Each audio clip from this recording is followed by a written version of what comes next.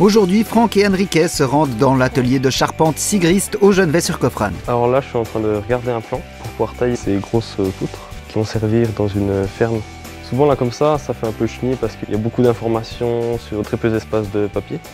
Mais souvent, il y a des détails qui sont zoomés ou bien des autres feuilles où il y a tout qui est agrandi puis on voit mieux les mesures. Donc là, pour l'instant, je vais faire cette coupe de bout.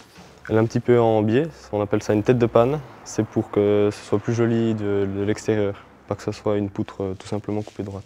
Alors ça, c'est une circulaire assez basique dans le métier. On peut régler la profondeur, on a la cape ici, donc c'est extrêmement coupant. Normalement, on ne pourra pas faire la coupe en un coup. Là, par exemple, il doit manquer 2 cm à peu près. Tenez. Merci.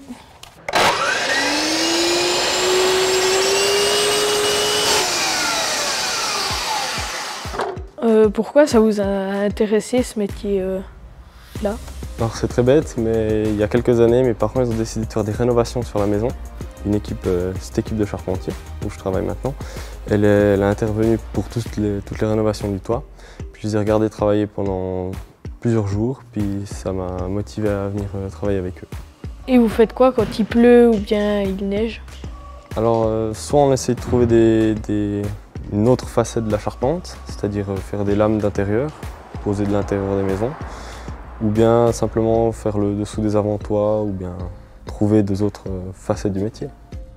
Il faut avoir quoi comme compétences à l'école pour ce métier? Alors c'est principalement les maths, parce qu'il y a beaucoup de calculs, on apprend beaucoup de calculs de force et autres à l'école. Et il y a aussi le français, mais ça c'est plus secondaire. Qu'est-ce que vous préférez faire dans le métier? C'est quand on est sur le chantier, que tout va bien et qu'on est posé sur le toit, et puis qu'on pose les pièces une par une, à les visser nickel. Ça sert à quoi ce petit V là que vous avez fait? Ça, à la base, c'est une croix. On l'apprend en cours pratique. C'est pour bien distinguer le trait qu'on fait. Moi, j'aime bien faire un V parce que ça sort un peu de l'ordinaire.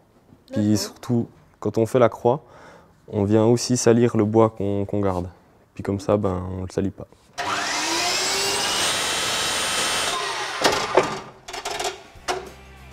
Et voilà. Tout à l'heure, on a une tête de panne.